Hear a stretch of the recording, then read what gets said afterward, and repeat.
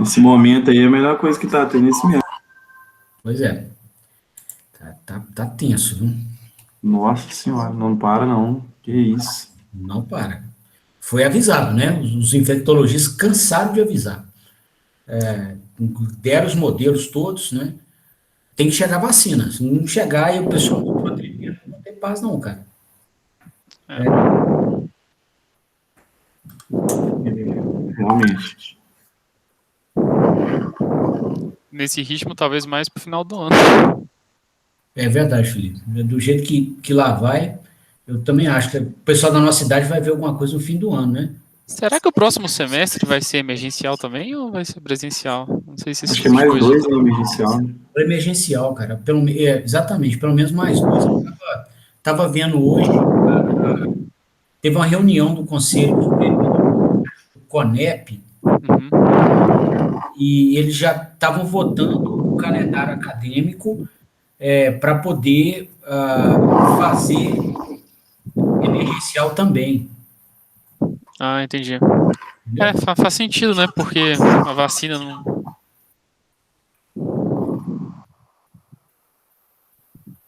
Pois é, só.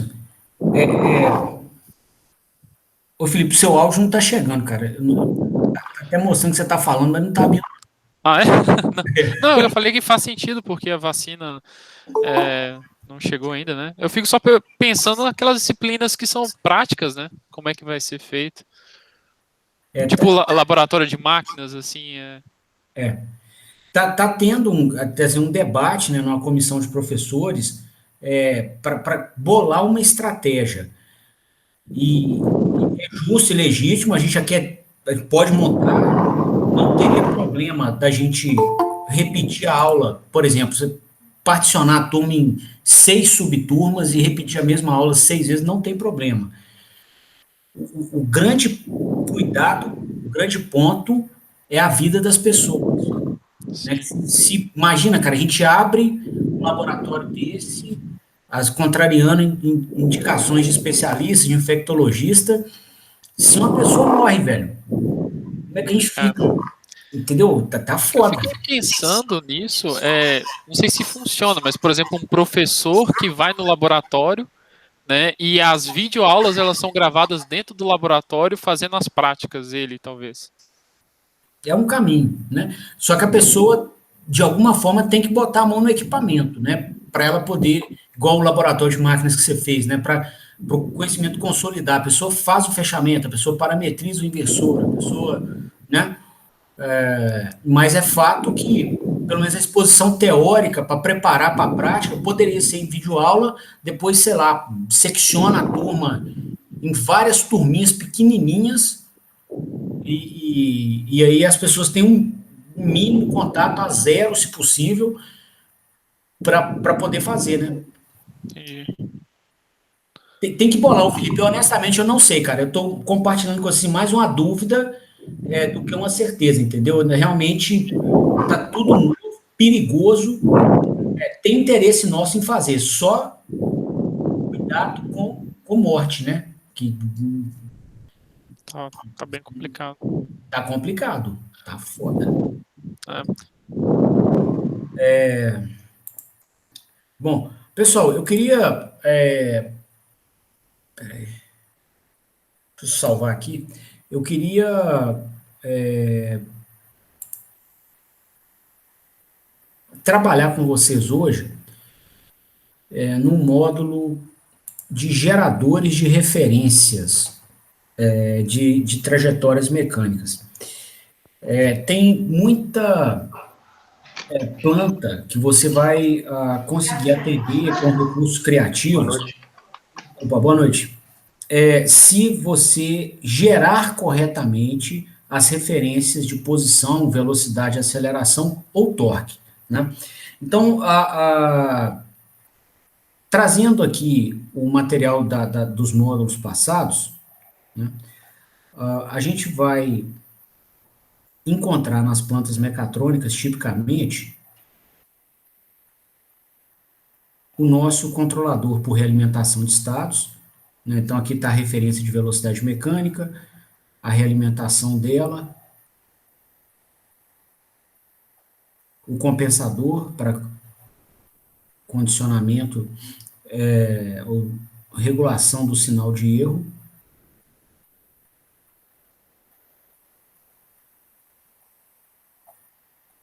Aqui o comando de posição. A realimentação do sinal de posição angular, né? Disso vai nascer um erro de posição. A gente vai tratar esse erro num PI.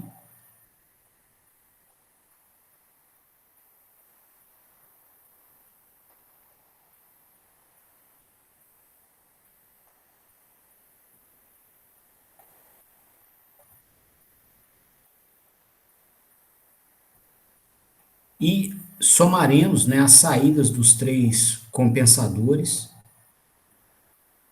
para produzir o comando total de torque eletromagnético. Bom, essa é uma forma, né, de ter o sistema operando. Esse comando de torque eletromagnético ele pode nascer da saída dos compensadores, como ele também pode ser diretamente aplicado na entrada analógica do inversor de frequência. Tá? Então, se a gente recuperar aqui do laboratório de máquinas, era possível, aqui, ó, escolher, né, se a gente ia operar em modo de regulação de velocidade ou em modo de regulação de torque. Né? E se a gente fosse operar em modo de regulação de torque, a nossa referência, né, poderia vir de uma entrada analógica qualquer. Por exemplo, analog input 1, entrada analógica 1. Né, inclusive vem no manual assim. E aí a gente podia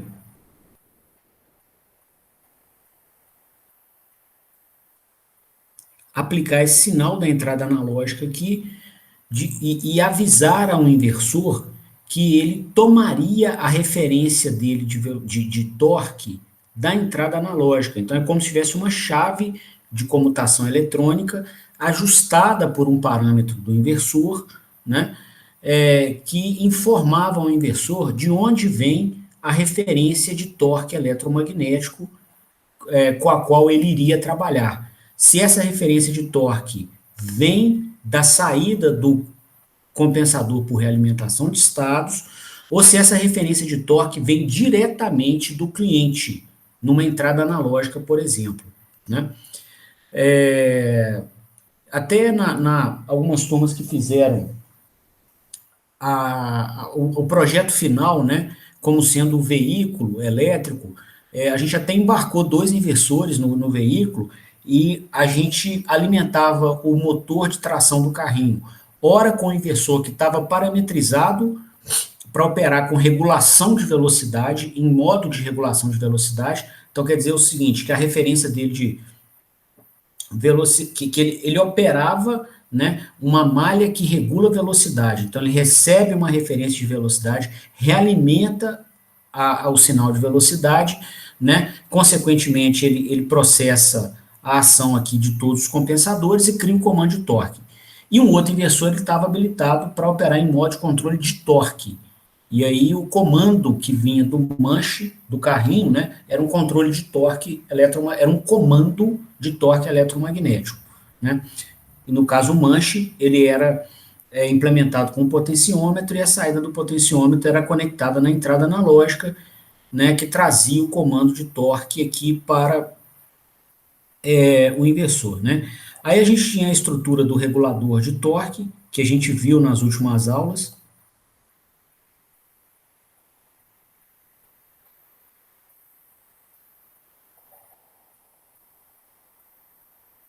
Né? E da ação do regulador de torque, a gente tem o torque efetivamente sintetizado no eixo do motor. Né? E aí, deixa eu botar numa cor diferente para a gente ter um raciocínio aqui mais tranquilo. Né? A gente tem, então, a dinâmica do sistema, já no eixo do motor, descrita pela segunda lei de Newton. Somatória dos torques é o torque de aceleração, que é o que vai sair aqui nessa linha, né? Divide o torque de aceleração pelo momento de inércia, a gente tem a aceleração angular. Integra a aceleração angular, a gente tem a velocidade.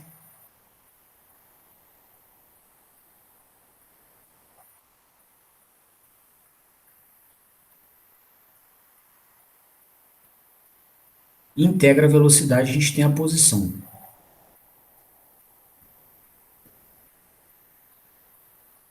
Tá? Aí você tem um torque de atrito, né, de mancais e rolamentos. É baixinho, mas não é nulo. E ele é proporcional à velocidade mecânica. Então tá aqui. Bom, então essa é a, né, estrutura integrada do nosso sistema e sintética, né? Eu estou sintetizando, simplificando bastante a representação do regulador de torque. Nós vimos, né, semana passada como é que é a carinha dele, tanto inclusive semana passada e retrasada, né, para a máquina de corrente contínua e para a máquina de indução também. A gente viu o controlador vetorial de torque. E o que acontece, pessoal? Esses dois modos de operação, tá? Modo de operação por regulação de velocidade ou regulação de torque, eles levam a comportamentos do sistema que são filosoficamente, inclusive, diferentes. Tá? No modo de regulação de velocidade, o sistema opera da seguinte maneira: ele coloca o torque eletromagnético que precisar para que a velocidade real no eixo fique igual àquela que o cliente precisa. Então é um modo de operação que você escolhe uma velocidade e o torque que der, deu. É o torque que precisa e que pode ter qualquer valor, né? Então se assume que no modo de regulação de velocidade, a velocidade vai estar no nível que você precisa e o torque que der, deu. Tá? No modo de regulação de torque, inverte a premissa filosófica de operação. O inversor garante o torque constante, o torque eletromagnético sintetizado no eixo do motor constante e a velocidade que der, deu. Tá? Então é como se a própria carga estivesse escolhendo o valor da velocidade. Tá? Então são dois modos distintos de operação, né, sobre esse aspecto filosófico. Geralmente, há clientes que gostam de raciocinar sobre o seu sistema mecatrônico com comandos de aceleração, igual veículo, né? Carro, patinete, moto, né? Geralmente, você dá comandos de aceleração, e por segunda lei de Newton, a aceleração ela vai ser proporcional ao torque. Tá? Então, a gente poderia atender clientes nessa faixa de aplicações, né, operando em modo de regulação de torque. E aí a gente teria, então, que passar ao inversor diretamente o nosso comando de torque. Tá? Você pode usar de alguns bloquinhos construtivos internos do inversor para criar esse comando, ou você pode avisar ao inversor que esse comando de torque vai vir, né, por uma entrada analógica e vai ser sintetizado externamente, né? Por exemplo, o caso de um manche, de um acelerador, né? Seja por pedal ou na mão, né? Igual moto, esse comando aqui poderia ser implementado pela saída de um potenciômetro. Então o cliente vem, comanda de alguma maneira um acelerador, né? Esse acelerador faz com que se excursione a posição de um potenciômetro, né? E aí, pela excursão da posição desse potenciômetro, você varia o nível de tensão aplicada à entrada analógica e o inversor interpreta uma correspondente variação no comando de torque que ele precisa sintetizar. Então, essa é uma forma de se operar com esse tipo de sistema, né? Uma outra forma que abre assim, uma infinidade de possibilidades criativas muito interessantes é a inclusão aqui de uma unidade de geração de referência implementada por um microcontrolador. Então, você pode chegar aqui fora, né, ou seja, montar um circuito eletrônico, né, fora da estrutura do inversor, que opere como um gerador de referências.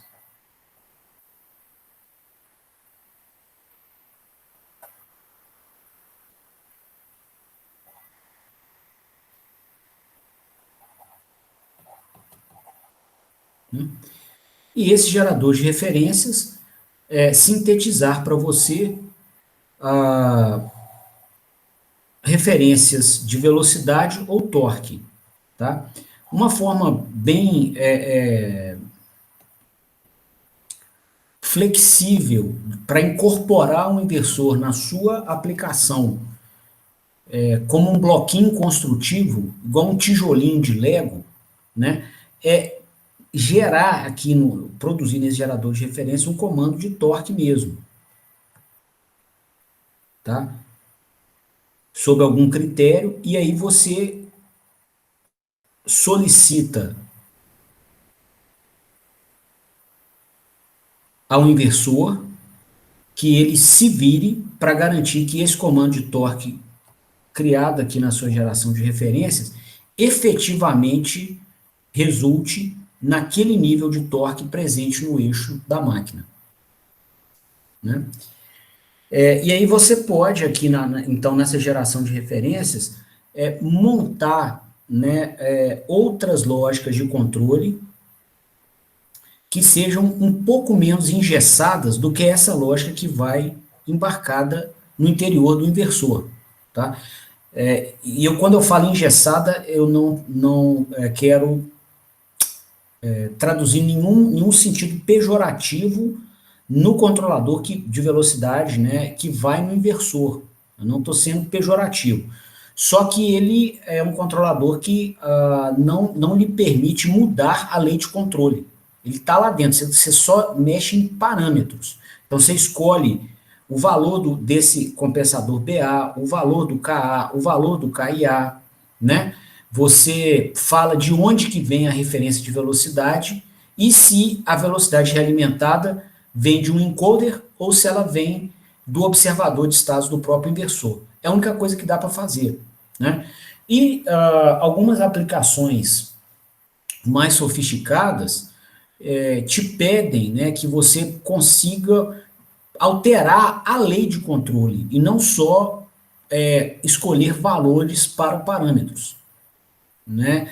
E aí você não é apto a fazer isso com o inversor. O inversor, a maior parte dos fabricantes, ela vai te entregar essa malha de controle pronta e você não tem muito o que fazer. Tá? Então, mas então o inversor não ajuda? De forma alguma, vai ajudar muito. Inclusive vai ser um bloquinho construtivo do seu sistema. Só que você vai pegar por fora e vai montar uma placa eletrônica com um controlador embarcado, tá? Um microcontrolador, não um microprocessador, tá? É um microcontrolador. É um Arduino, é um DSP, tá? Um PIC.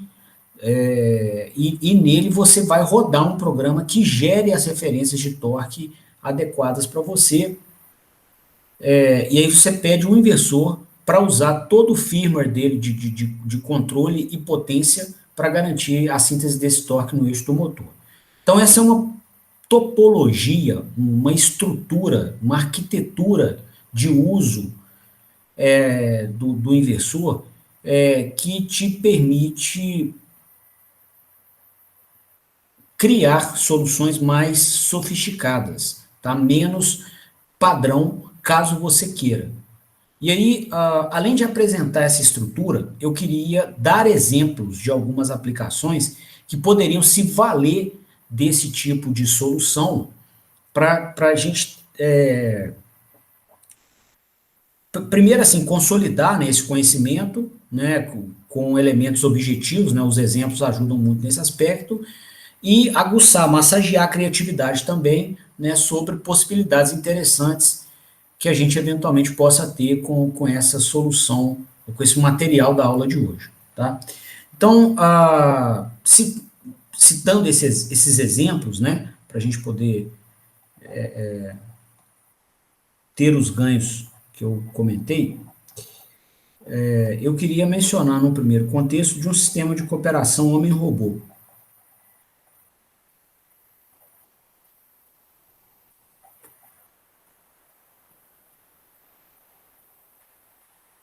Tá? Então, um sistema desse, ele opera unindo o que o ser humano tem de melhor com o que as máquinas, um robô desse, tem de melhor, né? O ser humano é muito bom para criar referências de trajetória no espaço, né? Então a gente calcula muito bem como posicionar partes do nosso corpo, né, no espaço tridimensional para poder pegar coisas, promover esforços, né, em objetos. Então a gente é muito bom nisso. E o robô é muito bom em desenvolver trabalho mecânico, né, de alta magnitude, né, transportar cargas pesadas, né, em velocidades escolhidas, por exemplo, por seres humanos. Tá? Ele possibilita que a nossa força seja multiplicada. Ele é muito bom, digamos, para fazer força, né? E a gente é muito bom para escolher as trajetórias mecânicas que ele tem que percorrer enquanto ele faz essa força. Tá? Então, o sistema de cooperação homem-robô ele tem esse desenho. Tá? Então, um possível sistema desse, até o que eu trabalhei no meu doutorado, teria essa estrutura aqui.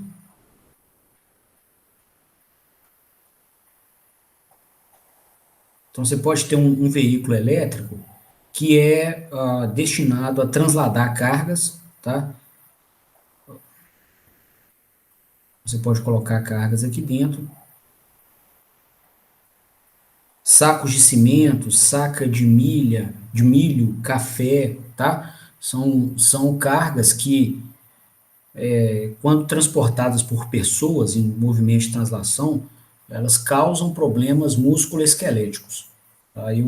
Quando eu estava fazendo a revisão bibliográfica do meu doutorado, eu achei um trabalho de um rapaz da educação física, só peço perdão que eu esqueci o nome dele, mas tem na minha tese, tá? Com o crédito intelectual a ele, tá?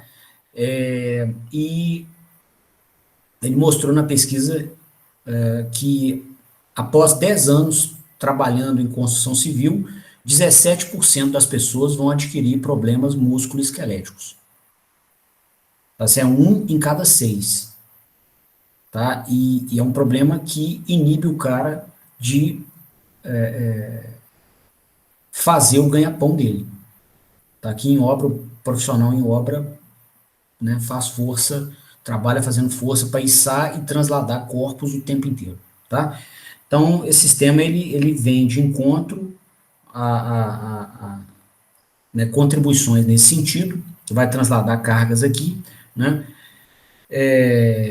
E tem mais de uma forma de fazer, tá? Mas uma possível maneira seria essa aqui, ó. Se você tem um veículo e você tem o comando de um ser humano aplicado aqui numa célula de carga.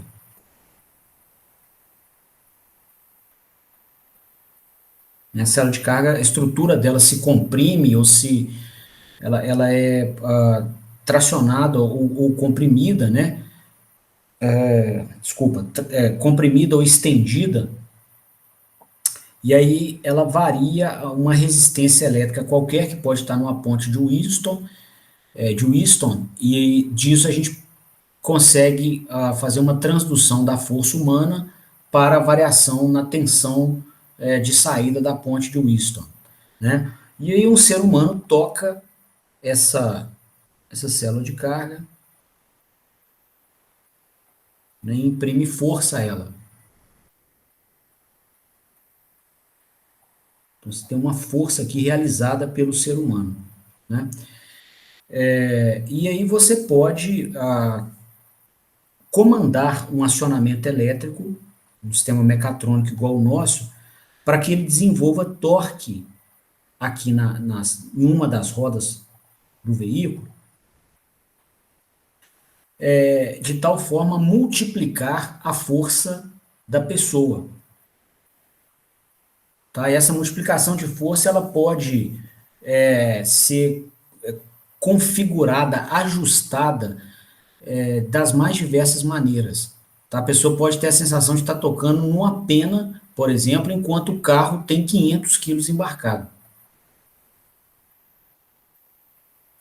Tá? Você seria capaz de fazer uma coisa com esse grau de multiplicação de força. A pessoa basicamente não percebe o que ela está empurrando. Tá? Ou você pode também emular, fazer com que o acionamento mecatrônico completo do veículo, que é o nosso robozinho, que ele emule uma impedância mecânica qualquer. Tá? Então,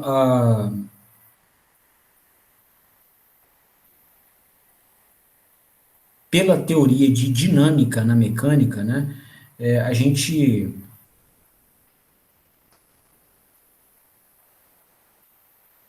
vê que qualquer estrutura mecânica de corpos rígidos, né, ela pode ser modelada como uma associação de massa, mola e amortecedor. Tá? Então, você poderia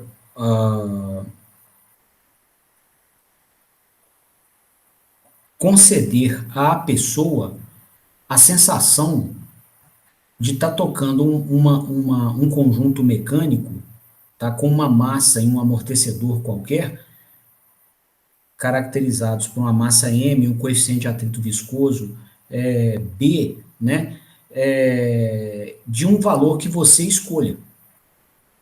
Ou seja, o conjunto mecânico completo, carrinho, carga útil, rodas, motor, tudo, ele pode emular aqui, ó,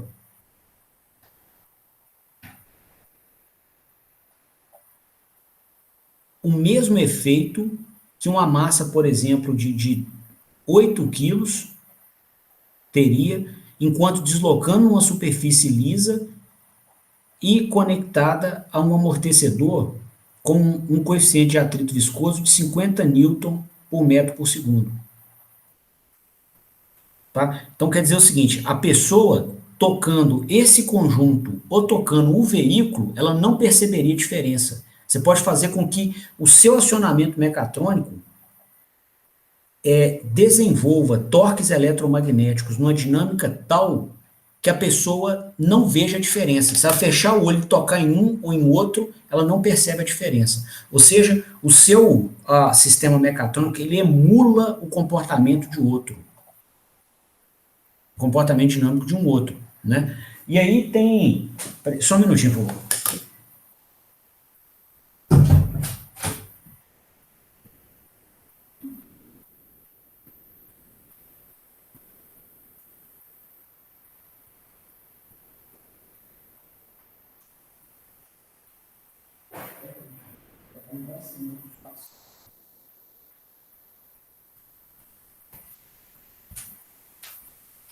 Opa, pessoal, desculpa.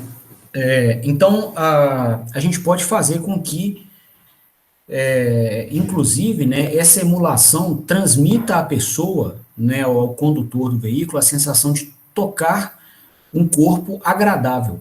Né? Tem uma pesquisa feita no Japão por um senhor chamado Ben Lamine, que eu também faço a referência na minha tese, onde ele testa diferentes massas e diferentes atritos viscosos, né, e pede para que pessoas toquem nessas composições mecânicas e indiquem qual delas transmite a sensação mais agradável de toque. Tá? Então, inclusive, os valores que eu estou escrevendo aqui compõem, né, uma combinação de elementos mecânicos que garante uma sensação agradável de toque. Às vezes é possível fazer a coisa com esse grau de gentileza. Tá? Bom, e aí? Como fazer, né, como desenvolver essa solução com o nosso conjunto mecatrônico aqui, né? Bom, então, o que existe de comum, né, nos dois cenários aqui, né? O cenário fictício, né, o cenário imaginário, que é esse aqui, a gente gostaria de emular esse conjunto, né? E o conjunto real é esse aqui, ó. Né? O que tem em comum dos dois? A força que o ser humano exerce, tá? Vai ter essa força humana aqui ou aqui, né?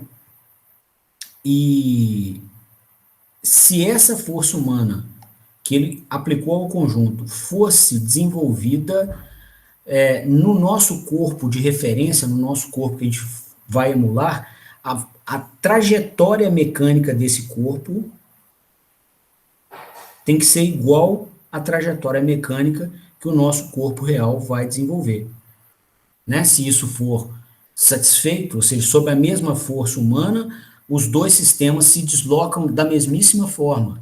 Então quer dizer que o nosso carrinho aqui se comporta como o corpo ideal, como a impedância mecânica agradável de se deslocar. Né? Bom, como fazer isso então?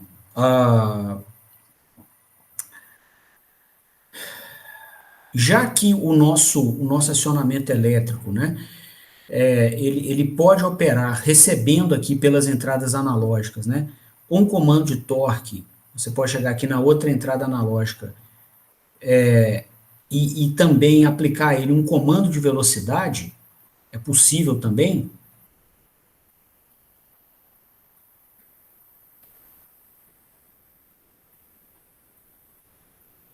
Tá? Você pode escolher e escolher o modo de operação dele. Se a gente programasse o inversor de frequência para essa aplicação aqui do homem-robô, para que a velocidade angular na roda do robô levasse a mesma velocidade de translação que o corpo ideal teria, a gente garantiria que o nosso corpo, o nosso veículo, estaria emulando o corpo ideal que nós gostaríamos, né? Então, a gente conseguiria resolver esse problema. Uma das formas de resolver seria essa, assim, criar aqui, ó, nesse caso, um comando de velocidade, né, que seja adequado para fazer o carrinho se deslocar da mesma forma que a impedância mecânica ideal se deslocaria. Né? E aí você dá esse comando para o inversor, e o inversor se vira, ele coloca o torque que precisar. Esse seria o modo de regulação de velocidade. Ele põe o torque que precisar para garantir que a velocidade real na roda fique igual à velocidade comandada pelo cliente. Né? Bom, como chegar a essa velocidade angular que emula o corpo que nós gostaríamos de emular? Né? Então, inicialmente, nessa velocidade de referência, vai ser igual a velocidade que o corpo imaginário teria dividido pelo raio da roda. Né? É o famoso V igual a ômega R. Então aqui a gente tem o raio da roda.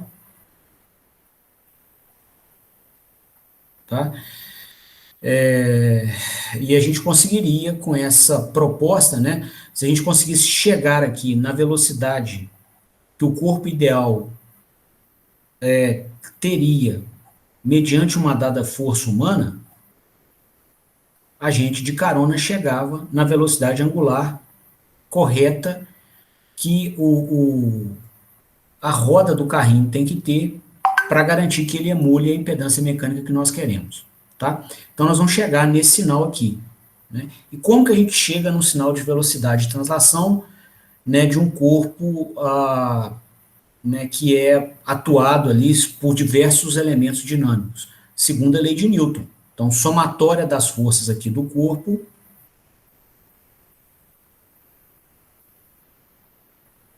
vai ser igual a massa vezes a aceleração. Né? Quais são as forças que atuam sobre esse corpo em movimento? Um é a força humana, que a célula de carga está medindo. A outra é a força de atrito viscoso do amortecedor, né, que é proporcional à velocidade. Né?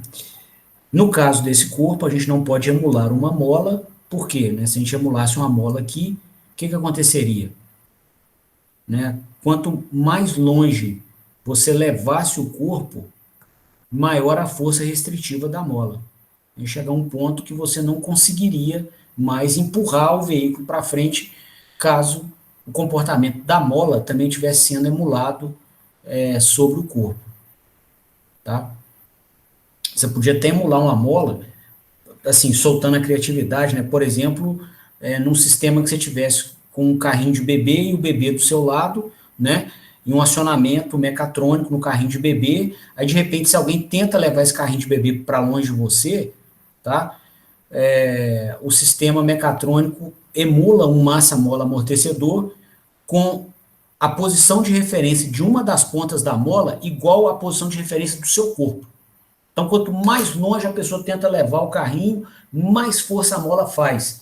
E na hora, inclusive, que ela desistisse de puxar o carrinho e soltasse, o carrinho voltava até você, igual uma mola faria. Tá? Então, isso daria para fazer.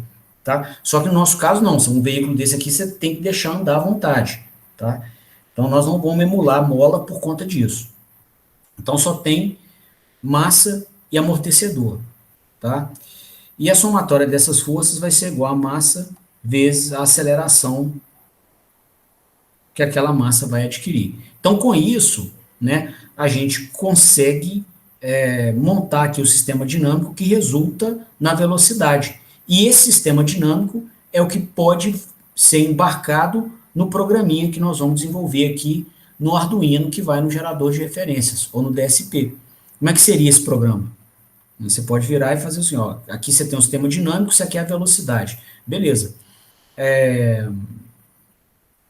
Coloca a representação em espaço de estados para você, então, desenhar o diagrama de blocos e daí saber do diagrama de blocos qual que é o programa que você vai ter que fazer, né? Então, isolando a derivada de mais alta ordem do sinal físico que você está tratando, que é a aceleração, então a derivada da velocidade vai ser 1 sobre m, vezes a força que a pessoa imprimiu ao robô, menos b, né, o coeficiente de atrito viscoso emulado, né, vezes a velocidade. Então tá aqui, né? Então o gerador de referência teria que fazer isso aqui, ó. Ele ia receber a força humana, subtrair, né, de b vezes a velocidade, que é a força do elemento viscoso. O resultado dessa subtração ia dar a força de aceleração do conjunto. Você divide pela massa, você tem a aceleração. Você integra a aceleração, você tem a velocidade. Né? E você realimenta aqui a velocidade, ó, multiplicando ela pelo coeficiente de atrito viscoso que você está emulando. Você completa a sua geração de referências. Pegando a velocidade, dividindo pelo raio da roda,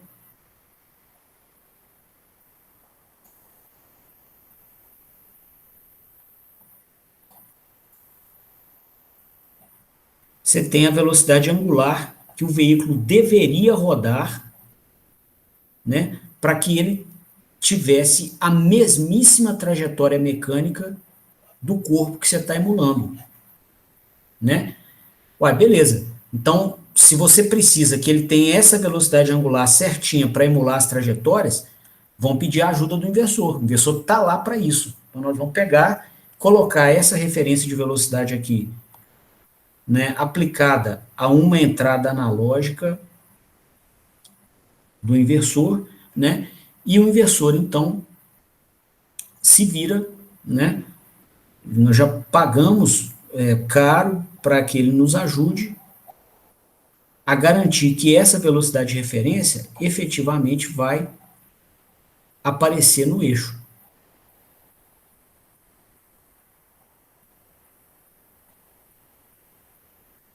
Então, alguns inversores têm só um PI de velocidade, né? Integrar velocidade é a mesma coisa que ter um comando proporcional de posição, que é o nosso KA. Tá? Então a gente pega, configura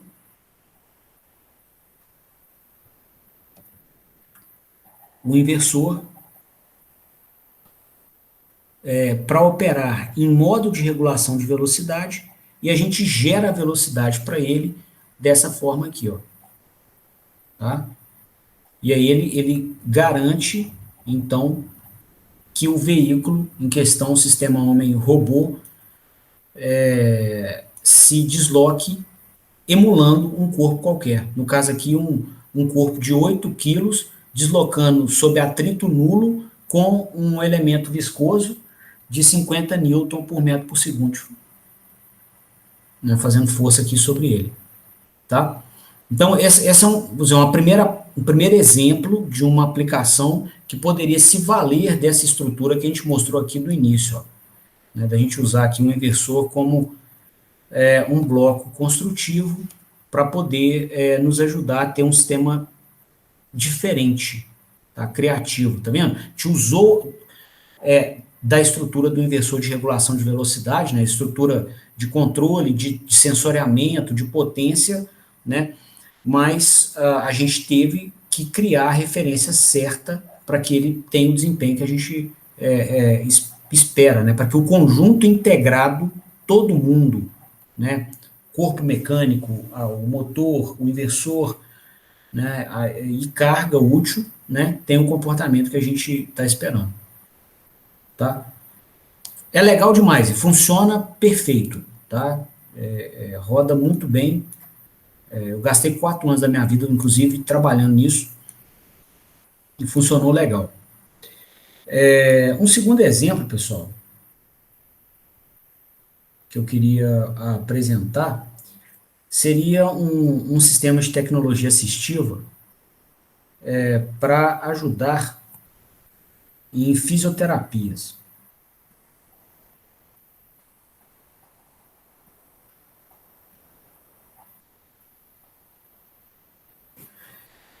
E qual que seria a proposta desse sistema, né? Digamos que você quisesse, ou que o fisioterapeuta, né, ao tratar um paciente, digamos que ele queira transmitir à pessoa a ideia de que ela está fazendo a força na água, tá? Por exemplo, uma força para recuperação do ombro, né, num movimento que precisasse ser feito na água. Ela não tem uma piscina na clínica, né? Como que isso aqui poderia ser feito? Você poderia aqui ter uma roldana qualquer, e no eixo dessa roldana a gente poderia colocar o nosso acionamento mecatrônico, né? Então o eixo de acionamento vai vir aqui. A gente pode conectar essa roldana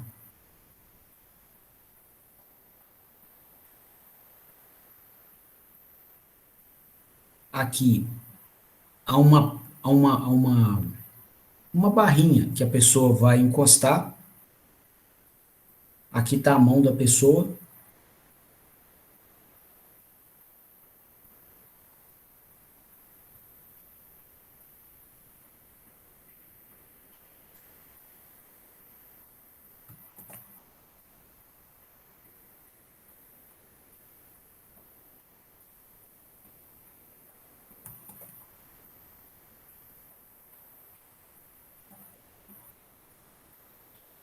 Aqui no centro está a barrinha aqui conectada ao cabo de aço, né?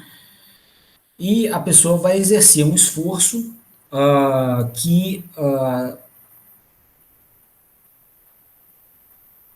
sofrerá uma ação resistente aqui da nossa estrutura mecatrônica, né? O cabo de aço com a roldana. E a gente gostaria que essa força resistente fosse a mesma aferida pela água. Tá? E, ao mesmo tempo, o que acontece, né, com a água? Ela tem uma força resistente, mas ela não impõe a velocidade com a qual a pessoa vai se deslocar ali dentro. Então, a pessoa escolhe a velocidade que ela quiser, a água só promove uma ação resistente. Tá? Então, a caracterização desse problema já sugere que o nosso acionamento elétrico não pode impor a velocidade angular. Tá? Porque se for imposta a velocidade angular, você vai, de carona, impor a velocidade de translação que a pessoa poderia puxar o cabo de aço. E aí perdeu a naturalidade. Né? Ou seja, a ideia era permitir a pessoa se deslocar como se ela estivesse na água, fazer o movimento como se ela estivesse na água mesmo. Tá? Pelo menos para fortalecer o ombro, por exemplo. Tá? Então, ela escolhe a velocidade. Se ela quer ir rápido ou lento, a água não inibe isso. Então, a gente também não iria inibir. Né? Então, nós não podemos aqui usar de um regulador de velocidade. Tá? O motor que vai ser conectado aqui no eixo do nosso sistema, né, ele não pode operar com regulação de velocidade. Porque se ele operar com regulação de velocidade, conforme nós conforme foi falado no início da aula, vai ser imposto o torque eletromagnético que precisar para a velocidade ser igual a um valor de referência qualquer. Como que nós vamos saber do cérebro da pessoa qual que é a velocidade de referência que ela quer empurrar a guia, né? Até tem como, o pessoal mede isso na parte de neurociência, mas não é a saída mais fácil, né? E a gente consegue chegar no mesmo resultado sem precisar colocar sensores na cabeça da pessoa, tá? E também não é muito natural, né? Então, não pode ser regulação de velocidade, uma primeira constatação aqui, vamos escrever para a gente ir construindo o projeto.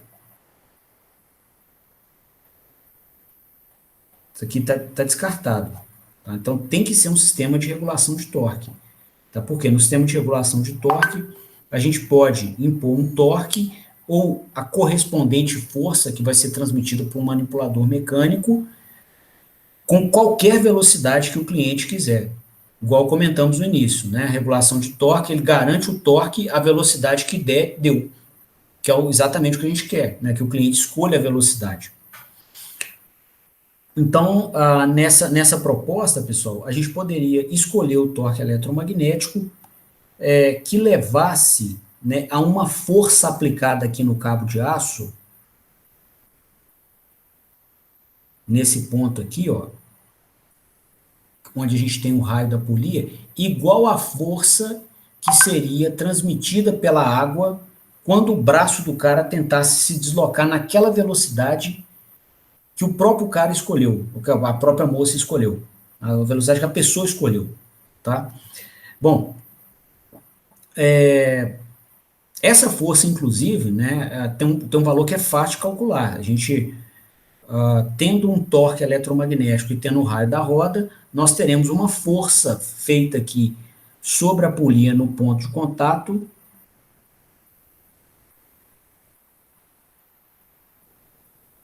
tá? Digamos que a força resultante do efeito eletromagnético do motor vai ser o torque dividido pelo raio, né? Então, essa força, inclusive, ela seria escolhida para ser igual à força que a água desenvolveria sobre o braço da pessoa quando ela tentasse se deslocar com uma determinada velocidade, né? A água também é um elemento viscoso, então a força que ela promove vai ser dada pelo seu coeficiente de atrito viscoso vezes a velocidade de deslocamento do conjunto. Tá? Bom, então, para fazer com que esse sistema, né, emule aqui a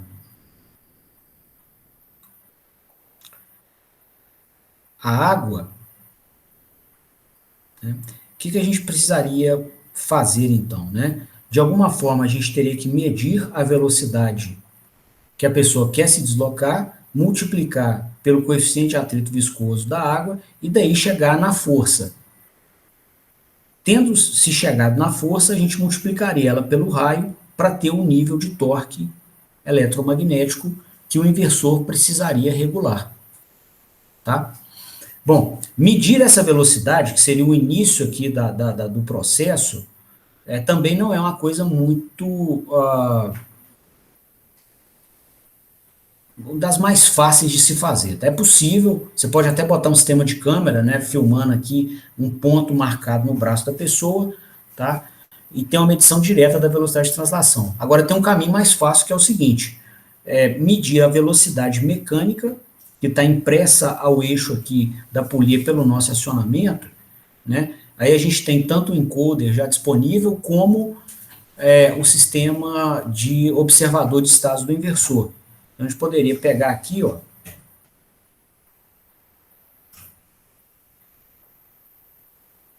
essa velocidade e multiplicar essa velocidade que já é mais convenientemente medida pelo inversor e multiplicar pelo raio da polia. Tá? Aí ficaria mais fácil, né? E nisso a gente chegaria, então, com esse encadeamento todo que mencionamos há pouco, no sinal de torque. E aí, esse sinal de torque seria passado, quer dizer, esse é o torque que o acionamento teria que fazer para que a força nesse ponto fosse igual à força que a água faria. Então, a gente vai pedir ao inversor que garanta para nós que esse nível de torque efetivamente apareça no eixo da máquina. Como que isso é garantido, né, no sistema mecatrônico? Por regulação de torque, operação do inversor de frequência em modo de regulação de torque eletromagnético. Tá? Então, nesse modo, ele coloca a tensão que precisar para que o torque no eixo fique igual ao torque que você está demandando. Tá?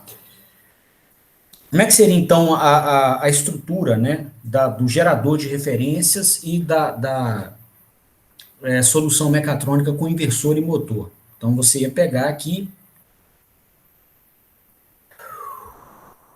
a velocidade mecânica que o cliente está escolhendo à vontade, né? Ele puxa o cabo de aço aqui, ele escolhe a velocidade que ele quiser, né? Então, simplesmente a gente ia ler essa velocidade que está aqui e implementar essa equação.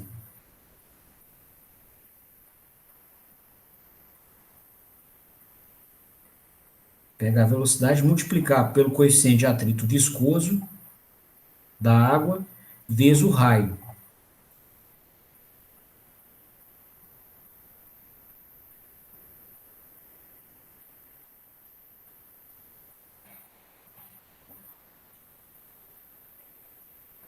Nisso, a gente tem a força, né, que seria feita pela água. Se o braço do cara estivesse se deslocando naquela velocidade que ele escolheu, a gente multiplica essa força pelo raio da polia para chegar no torque. Então, esse é o torque que a máquina deveria, ou o torque que alguém deve impor ao eixo mecânico. Está saindo aqui do plano do desenho. Tá? Então, nós vamos pedir ao inversor para garantir para a gente que esse torque apareça. Então, isso vai ser a referência, o valor desejado de torque que vai ser transmitido ao inversor por entrada analógica, por exemplo, a entrada 1 do inversor, né? E aí o inversor opera, você parametriza ele para operar em modo de regulação de torque. Então ele toma esse comando de torque e faz o processamento que nós mostramos semana passada, né? cria a partir desse comando de torque aqui, um comando de corrente estator em eixo Q, na verdade é dividir por uma constante de fluxo vezes o fluxo de estator em eixo D, né? E aí ele cria para nós aqui corrente de estator em eixo D, né? Ele cria o comando de corrente proporcional àquele torque. E aí ele roda a malha, aí já é com ele, já está lá dentro, ele já vai dar essa ajuda para a gente, né? Roda a malha de regulação aqui para garantir que o torque que nós precisamos efetivamente apareça no eixo da polia. Tá? Essa solução aqui você pode embarcar até no Arduino Uno, né, o mais simples e baratinho que tem. Tá? Com uma entrada analógica para poder pegar uma medição de velocidade e produzir ao final o comando de torque. Tá? O inversor, inclusive, nas saídas analógicas dele, disponibiliza, caso você parametrize para assim fazer, ele disponibiliza na saída analógica alguns sinais. E você pode parametrizar ele para que esse sinal disponibilizado seja o sinal de velocidade.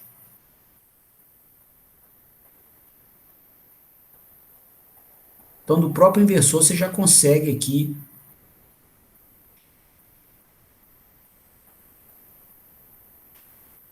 tá, até o sinal de velocidade para você implementar o seu gerador de referências.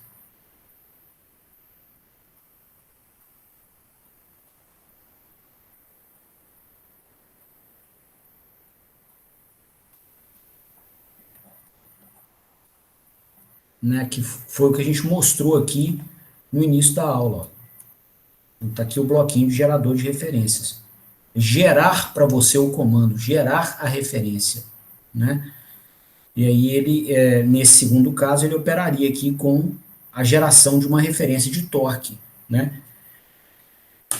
E aí, pessoal, assim, até para consolidar o aprendizado do tópico, essa imersão filosófica é muito importante. Tá? Não é um capricho técnico meu, um preciosismo pedagógico, né, para ficar florindo a aula. Não é. A criação do sistema, da solução, ela nasce dessas considerações. Tá?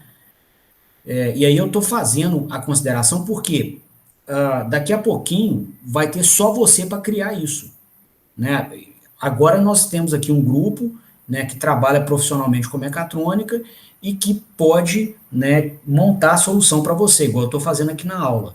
Daqui a pouquinho, quando você estiver formado, por vezes você vai ter que fazer sozinho. E aí o início da conversa, para você conseguir fazer sozinho, é promover essa imersão filosófica.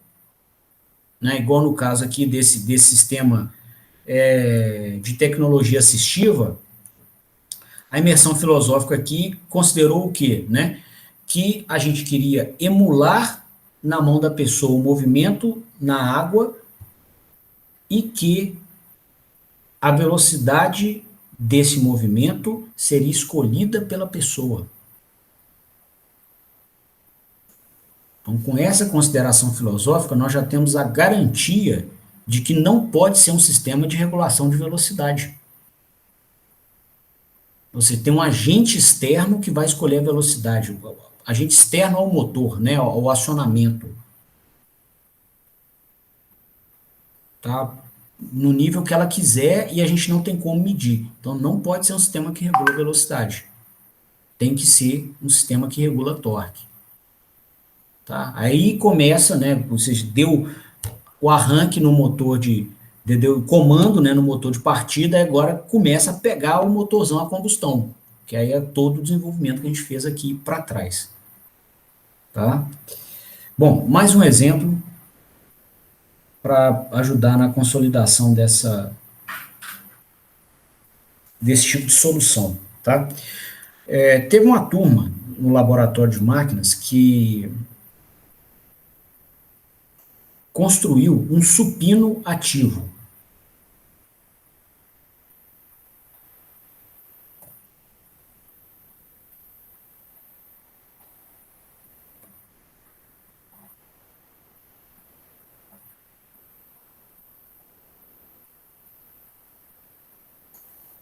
Então, um supino é um supino mesmo de academia.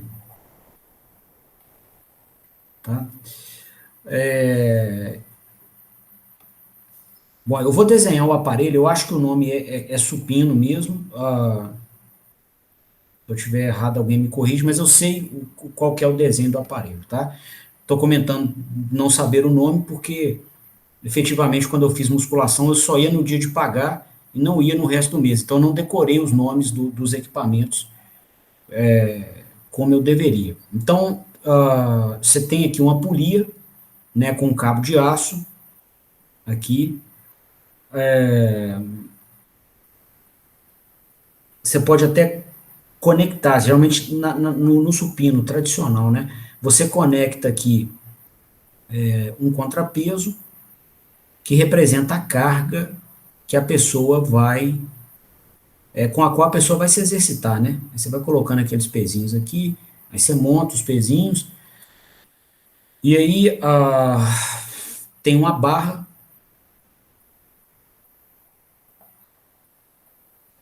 estaria aqui, e a pessoa faz força, né? Ela vai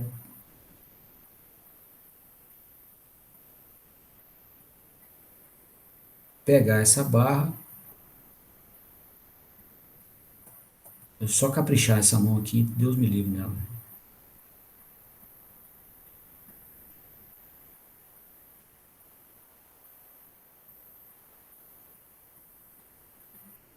Tá? Então a pessoa vai pegar isso aqui e vai, né, exercer uma força para baixo.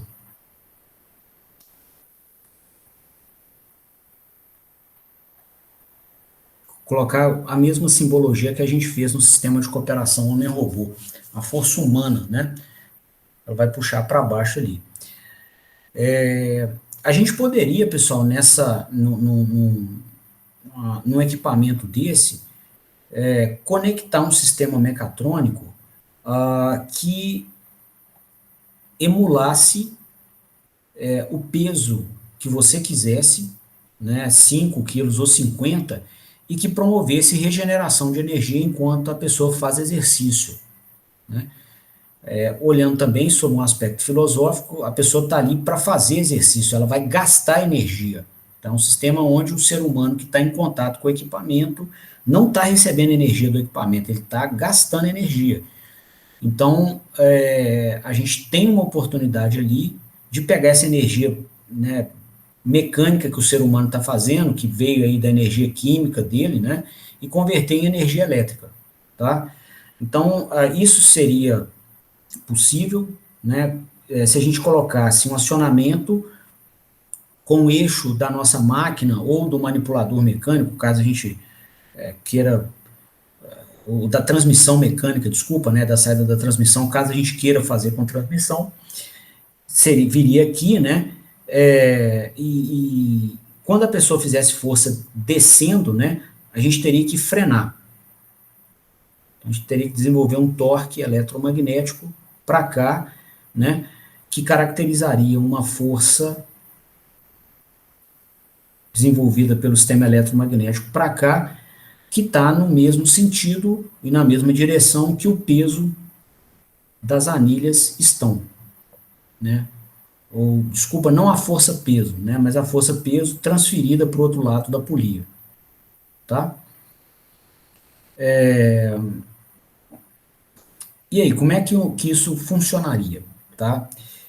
Se você, então, quiser emular, né, uma força-peso qualquer, né, e você tem controle de torque, a pessoa escolheria o peso que ela quer emular e o seu sistema mecatrônico garantiria, através de um sinal de torque, uma força igual a esse peso presente ali no sistema. Então você poderia pegar, né, e observar o seguinte, ó, você tem aqui o raio da polia, né, E essa força peso seria igual à força que o sistema eletromagnético está fazendo, ela seria igual ao torque dividido pelo raio.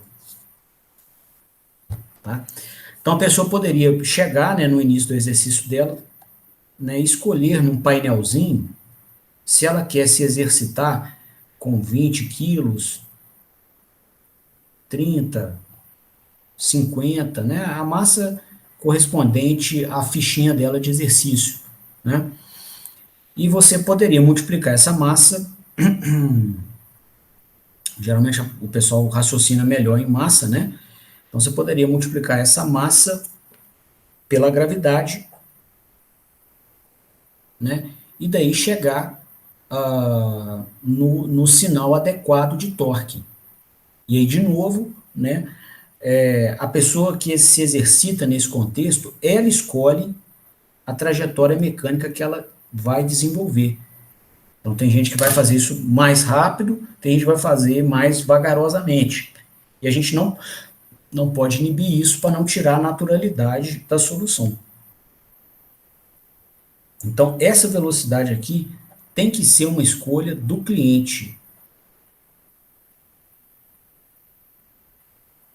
Então, nós não podemos, e vem da mente dele, não é um sinal que ele manda para nós, um potenciômetro, um sinalzinho de um PLC, não é isso, está na cabeça dele, tá? E aí também, outra coisa, não é natural você malhar com um capacete de sensores na sua cabeça para identificar qual a velocidade que você quer puxar a barra do supino. Então seria mais natural, né? Você então deixar de escolher a velocidade que ele quisesse, sem sensoriar o cérebro dele, tanto pelo incômodo quanto pelo custo proibitivo. Né? Então um sistema desse ia operar melhor em modo de regulação de torque. Né? Então a gente escolheria um torque e garantiria, né, que ele chegaria ao eixo do acionamento em função da massa que o cliente escolheu também, né, de acordo com a ficha dele, e a velocidade que deu. Ele escolhe a velocidade. Então, sobre um aspecto filosófico, o sistema fica mais bem atendido, nem só mais bem atendido, ele fica viável em modo de regulação de torque e não de velocidade. Né? E aí nós teremos então que criar para o inversor um comando de torque. Né? Como que esse comando de torque nasceria? Aqui, do modelinho que a gente fez aqui em cima. Né? Então, o cliente, né, no nosso sistema de geração de referências, ele entraria com a massa que ele quer que seja emulada. A gente ia multiplicar essa massa pela gravidade para ter o peso correspondente a ela.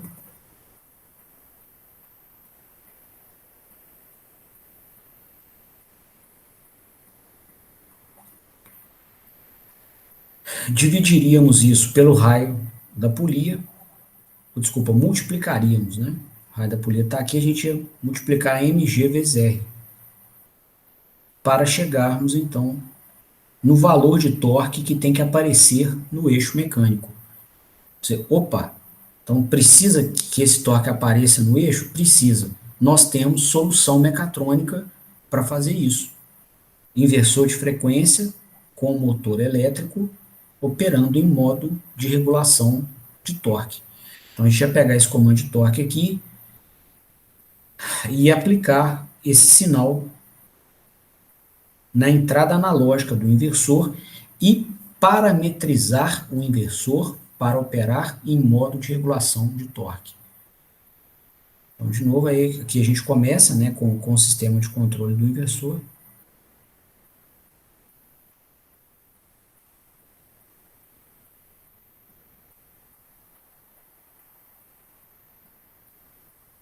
Aqui já é com o inversor, tá, pessoal? Aqui você já não precisa mais se preocupar. Estou desenhando para a gente ter consciência da estrutura integrada, tá? Apesar do inversor ter o software implementado, o sistema precisa ser comissionado, né? E até você fazer os ajustes finos todos, ele vai dar errado, né? Você vai ter aí algumas dezenas de erros até ele funcionar, e aí você precisa saber o que acontece por dentro da malha do inversor, porque esse conhecimento às vezes vai te levar ao ponto que você precisa mexer para que ele opere.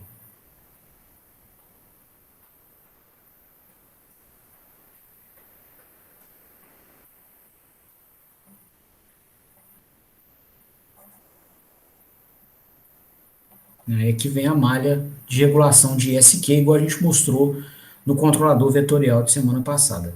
Tá? Então, o gerador de referência seria só isso aqui. Ó. Tá? Tanto você pode implementar com um microcontrolador, como você pode implementar com só uma placa eletrônica mesmo. Pode ser só um hardware, nem precisa ser um firmware, não. A presença do firmware, né, com o microcontrolador para embarcar isso, te abriria possibilidades, né, de conceder gentilezas para o cliente, né? Então, por exemplo, você poderia aferir num determinado momento que ele travou, né? Você podia chegar aqui da mesma forma que tem a entrada analógica do inversor, tem a saída analógica, né? Digamos que a gente vai mexer na 1 aqui, ó.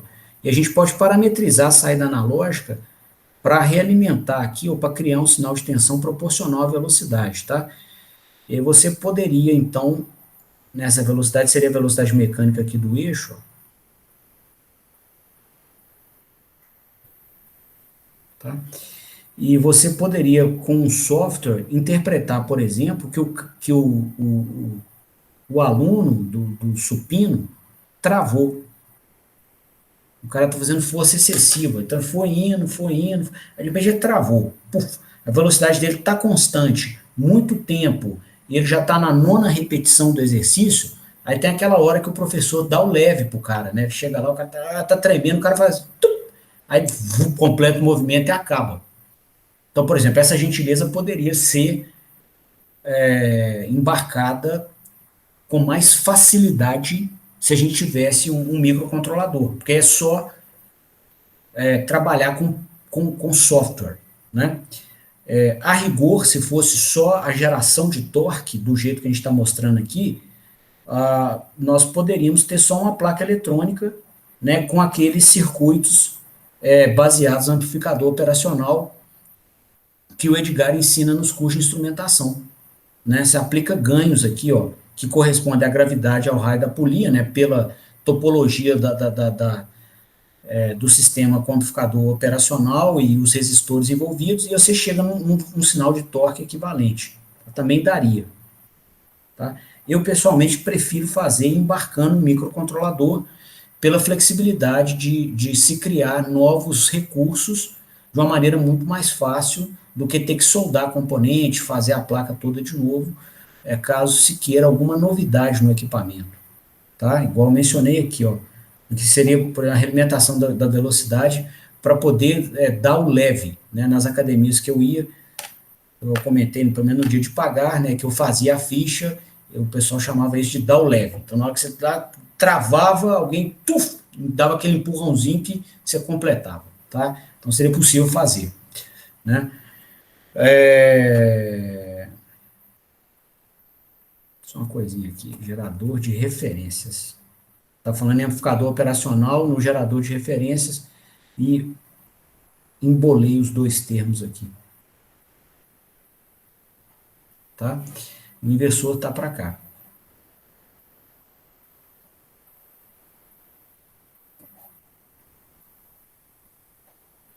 Ok?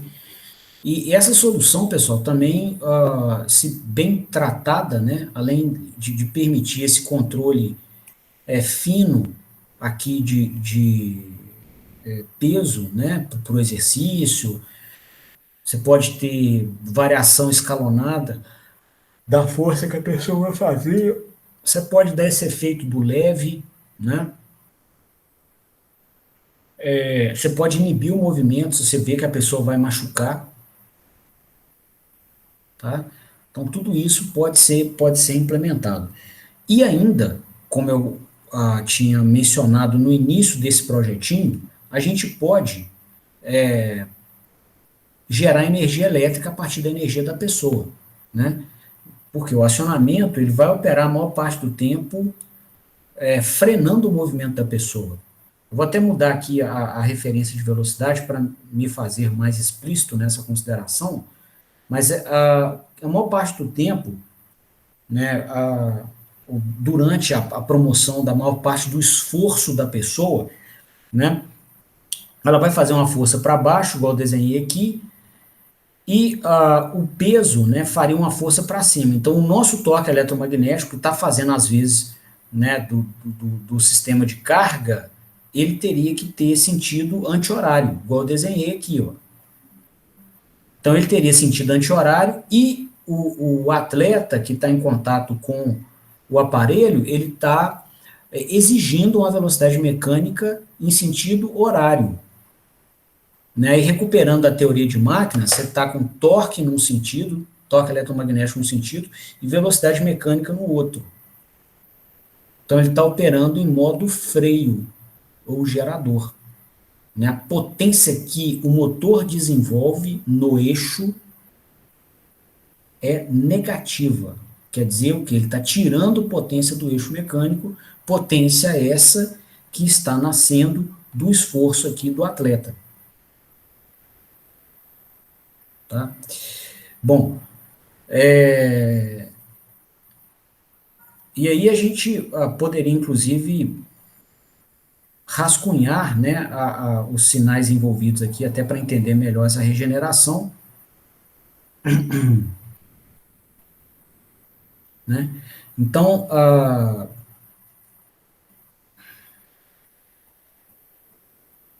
enquanto a pessoa estiver puxando para baixo, né, a gente precisaria de ter torque eletromagnético positivo,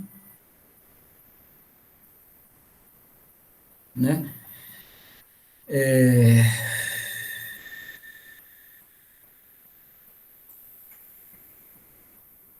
Só refazer uma consideração aqui com relação às referências, tá? Vou considerar a velocidade positiva para cá também. Então, durante o exercício, né, o sistema mecatrônico frena o movimento da pessoa com torque anti-horário e a velocidade vai ser negativa, ela vai estar em sentido horário, porque ele está descendo com a polia. Tá? Descendo com a polia não, está descendo com o cabo de aço que vai fazer a polia girar em sentido horário. Então a gente teria, né, nesse instante aqui, torque positivo, torque eletromagnético positivo, velocidade mecânica negativa. Ele ia chegar num pico de velocidade mecânica e ia começar a frenar na hora que ele está quase chegando com a barra nas costas dele. Já quase encostando, ele trava o sistema, né? E aí você teria o torque eletromagnético sempre frenando nesse sentido.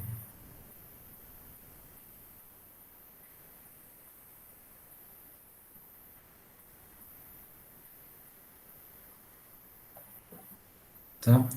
Depois, pessoal, o que acontece? Se o próprio motor, né, desenvolver torque para subir a barra de novo, o cara chegou lá embaixo. Se o próprio acionamento mecatrônico tiver que desenvolver o esforço para subir com ela, aí a energia que nós ganhamos do cara aqui na subida, né, parcialmente vai ser, desculpa, nós ganhamos do cara na descida da barra, vai ser parcialmente perdida se a planta mecatrônica tiver que subir com a barra de novo.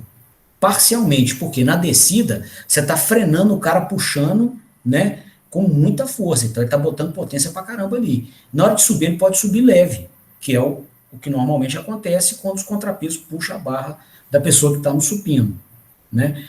Então você pode fazer uma forcinha para poder né, uma forcinha pelo sistema mecatrônico para que ela suba, de tal forma que o balanço da energia gasta na subida contra a energia gasta na descida seja favorável à regeneração. Ou seja, você tira do sistema muito mais energia descendo do que subindo. Tá certo? Ou seja, na hora da subida você coloca um torque pequenininho só para ser a conta de subir, e se o cara quiser fazer mais rápido, ele que empurra um pouquinho mais rápido. Tá? Então, é uma possibilidade, né? E aí, né, o torque poderia cair, o nível dele, ainda assim fazendo um esforço para subir, né? E ser bem baixinho, ou quase zero. E a velocidade mecânica do sistema agora positiva, para você conseguir subir com a barra. Chegou num pico, começou a frenar lá em cima, a barra chegou lá em cima, parou. Que é esse ponto que eu cheguei com o sinal azul que está na tela. Aí vai começar a descer de novo. Aí de novo, ele coloca torque nesse sentido para inibir o movimento do atleta e a gente tem a velocidade nesse outro aqui. Torque num sentido, velocidade no outro. Potência negativa. Tá? Então nós estamos tirando potência do eixo mecânico. Se a gente tiver um inversorzinho regenerativo, a gente consegue devolver para a rede elétrica. Imagino eu, né, que em academias com vários equipamentos, o dono da academia fica bem feliz com uma coisa dessa, tá?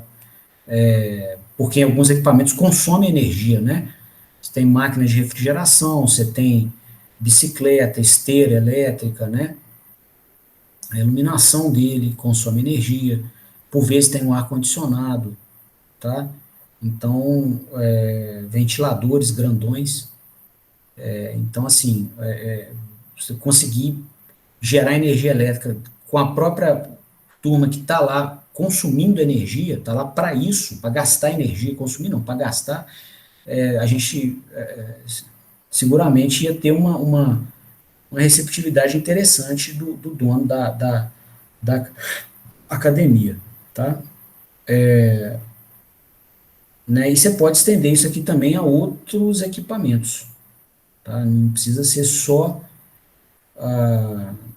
aqui o supino, não, né? Qualquer equipamento desse que, né, se tenha uma carga mecânica que faça a restrição do movimento da pessoa, seria um candidato a receber uma solução dessa natureza. Tá?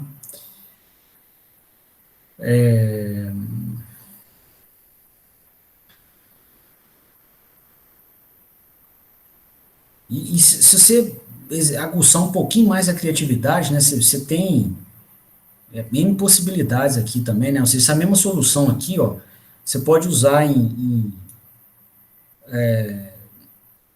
treinamentos similares ao que se faz, né, com atletas de futebol, quando você amarra um elástico no cara e o cara dá uma explosão, né, para ganhar força na perna, tá? Pode fazer com que esse torque aqui emule, esse torque em uma solução qualquer emule o efeito de um elástico, tá? Você vai desenrolando essa polia com cabo de aço, com o torque crescendo com o deslocamento do atleta, igualzinho um elástico que tem propriedades elásticas, né, tipo uma mola, faria.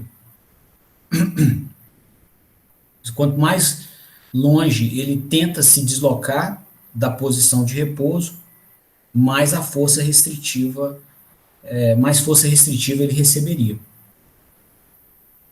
Tá?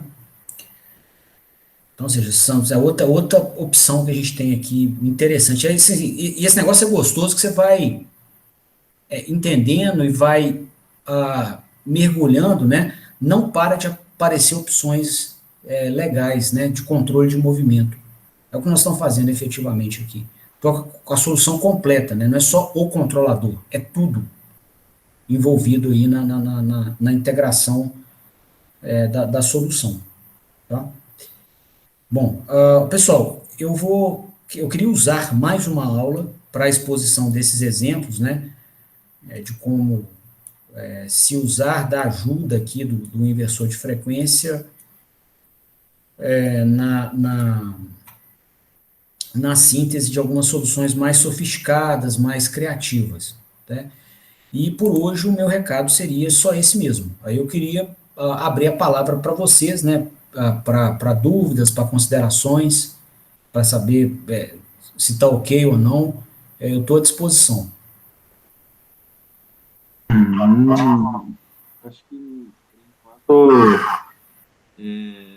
absorver mesmo e depois eu mando um e-mail, tá, ô Léo? Ok, beleza. Mais alguém, pessoal? Tá tranquilo o recado?